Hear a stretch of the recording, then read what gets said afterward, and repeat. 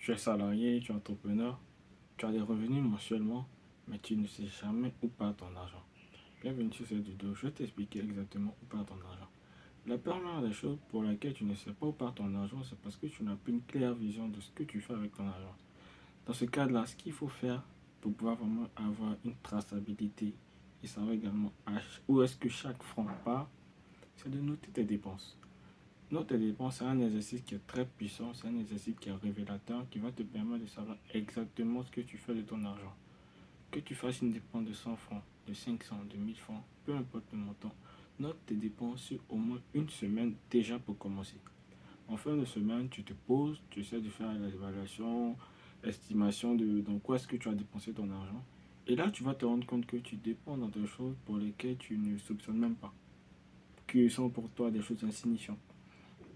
Par exemple, acheter peut-être un biscuit à la boutique, si je peux le dire ainsi. Même les frais de transaction, c'est de l'argent que tu vois, peut-être qui part sans que tu te rendes compte. Aujourd'hui, si tu fais une transaction de 100 000 francs à quelqu'un, pour la législation qui est en vigueur en Côte d'Ivoire, c'est 1%.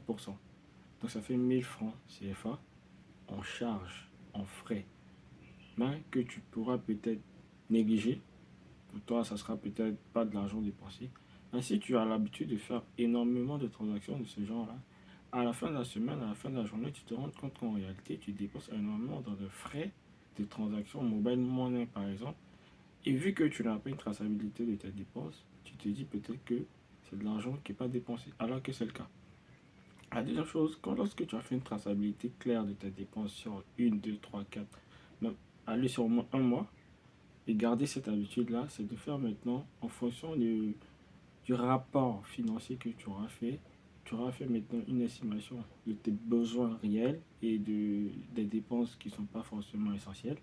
Tu vas faire un budget. Et ce budget sera clair, sera fluide dans la mesure où tu sais exactement maintenant dans quoi que tu dépenses ton argent.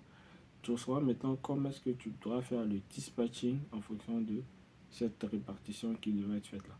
Et toujours, dans le cas du budget, nous on conseille la méthode du 70% pour les charges essentielles, 10% pour les charges de loisirs, pour les dons, etc. 10% pour la formation, l'investissement et 10% pour un fonds d'urgence, pour les imprévus éventuels du quotidien parce que ça arrive tout le temps.